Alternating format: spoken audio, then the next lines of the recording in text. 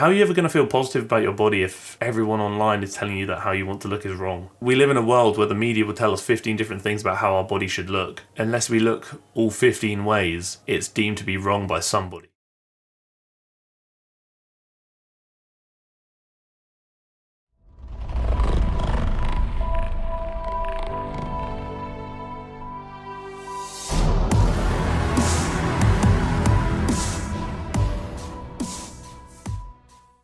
It's nearly Christmas, by the way, as if you don't know. But trying to make intros a bit faster, so I will throw this out there right now.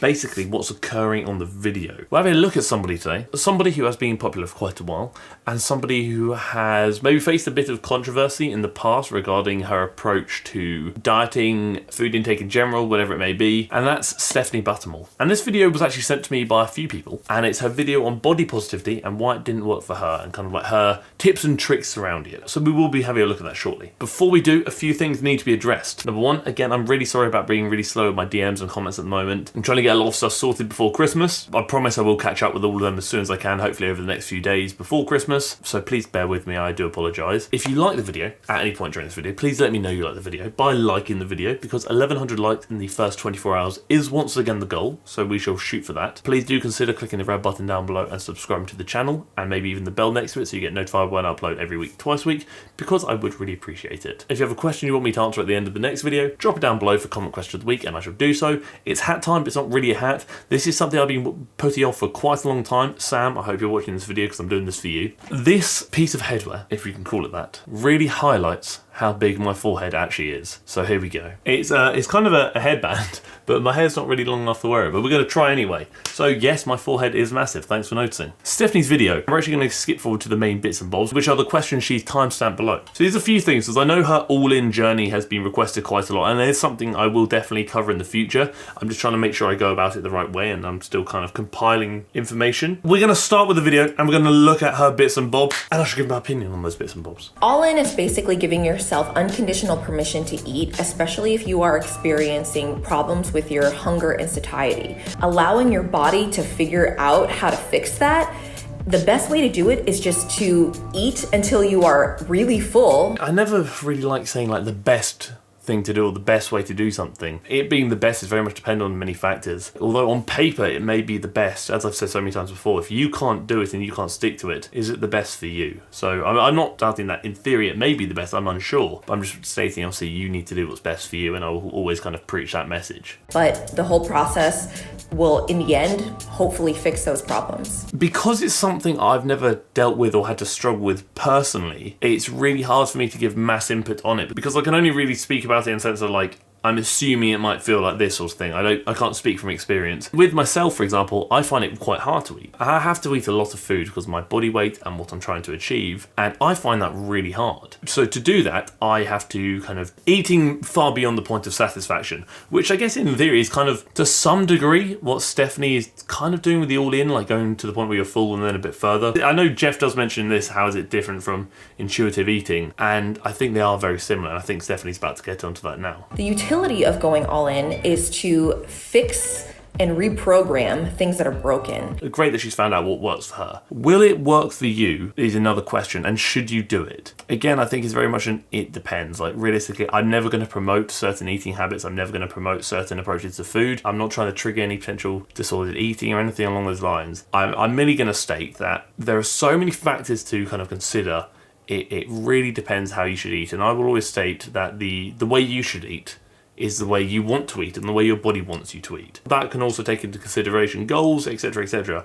But realistically, again, it comes down to consistency. If you can stick to it because you enjoy it and it aligns well with your lifestyle, your goals, whatever it may be, then that's probably a pretty solid way for you to approach eating. I don't think I could ever recommend a universal approach to eating, because there's so many people going through so many different things. Like, we're all different humans and we all need and require different things. Caloric intake, be that structures, wherever it may be. What makes you happy? What can you stick to, and what are your goals? If something is going on where you're eating what you deem to be a lot, but you just constantly feel hungry, again, I think the first kind of call to action is have a chat with your doctor, see if there is anything going on beneath the surface, and then you can kind of tackle it one by one from there. I think body positivity means something totally different to everybody, so I'll just give you my personal definition. I think this is kind of the main premise of the video, being body positivity and that kind of movement. And I've had a few people ask me like what my opinion is on body positivity. The way I kind of approach like bodies, human bodies, and like our bodies, if it's not my body, it's not really my place to make a comment. At the end of the day, if you look a certain way, who am I to say if that's right or wrong? Who am I to say, you know, do this, do that? It's like, I'm not. The kind of fundamental opinion that should really matter when it comes to our bodies is our own. I'm not here to say to anyone like, your body doesn't look good because it's not how I want my body to look. Just because I want my body to look a certain way doesn't mean that you should as well, and it doesn't mean that your body is wrong just because it's different to what I want to achieve. That's kind of somewhat like me saying, well, my favourite colour is purple. Whatever your favourite colour is, if it's not purple, it's wrong. I have always preached, I will always preach,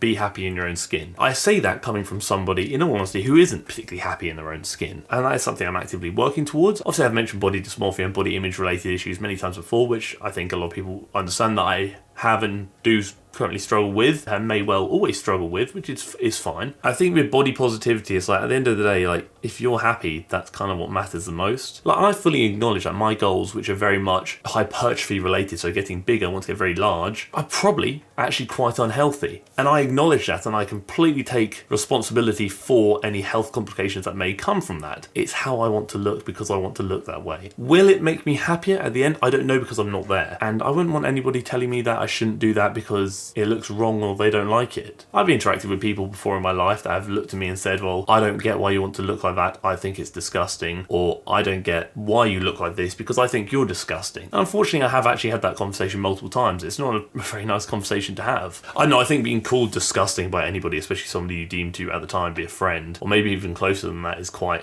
hurtful. I don't think there's any right or wrong appearance. You should feel grateful for your body because of all the things it can do for you. And it's a very good message. On paper, it sounds amazing, but it's actually very difficult to achieve because you want to appreciate and love your body for all of the things that it does for you. It's definitely a journey, it's definitely a process. And I do think the kind of message and the fundamentals of body positivity are very, well, positive, you know? A lot of the things just based off of toxic diet culture and societal pressures of looking a certain way make it very difficult to achieve. I think I'm going to go off on a bit of a tangent here. Please forgive me. Wow, look how pale I look right now. That's fluff, by the way. That's my hair. It's really annoying. I've got this like one tough, like shorter hair. It's like a baby fringe. Do you know what I mean? Like that would be better. Look at the size of my...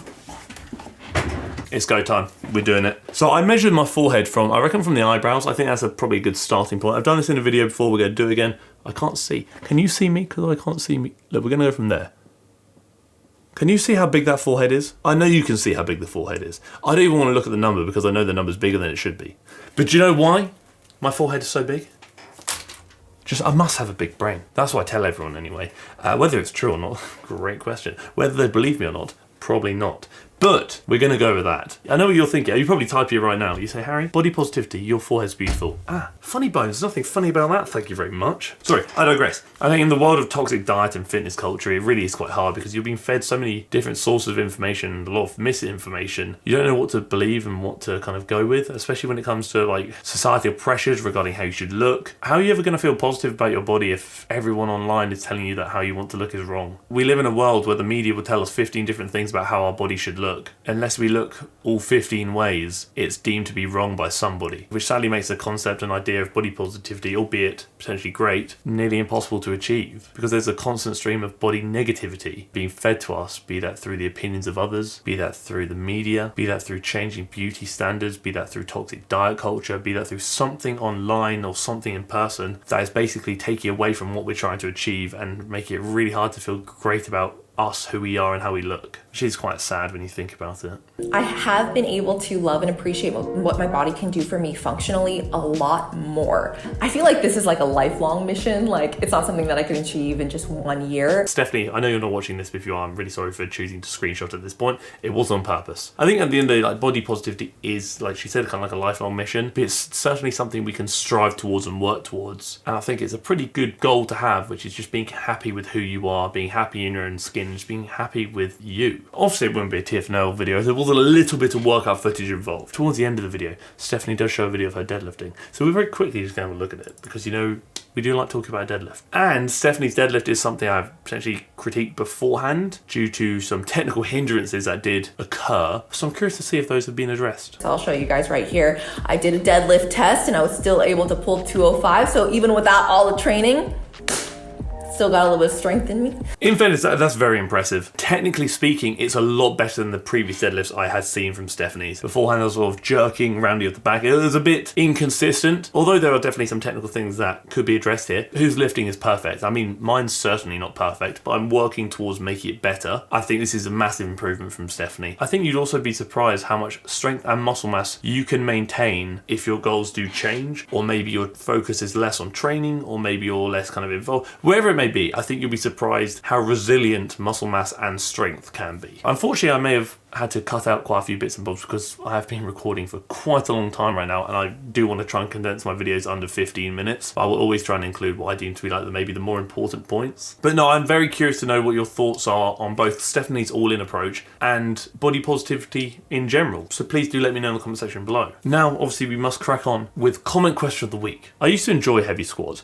but I'm just finding myself being more consistent with heavy sumo deadlifts. My quads tend to take over to the point where it's painful. I still squat twice a week, but more to work on depth and form and not so much on weight. How bad or good is this? At the end of the day, you've got to do what's best for you. Like I said, do you have to squat? Absolutely not. If it aligns with your goals, fantastic, go for it. But if it doesn't, then you don't have to. You mentioned how your quads take over to the point where it's painful, because if pain is occurring and it's not due to like the muscular burn you may be feeling, whatever it may be, there may be an issue beneath the surface that maybe should be addressed. So I definitely have a think about that, because again, if it's painful, I'd certainly consider going to see a physiotherapist or someone along those lines to find out what's going on. But as I said at the start of the video, 1,100 likes in the first 24 hours is the goal. So if we could hit that, that'd be bloody splendid. I would really appreciate it. Please do consider subscribing to the channel by clicking the red button down below and maybe even the bell next to it so you get notified when I upload every week on a Monday and a Thursday. And if you have a question that you too want me to answer at the end of the next video, drop it down below for comment question of the week and I shall do so. Thank you for tolerating me. Thank you for tolerating how large my forehead really is. And thank you for tolerating the video.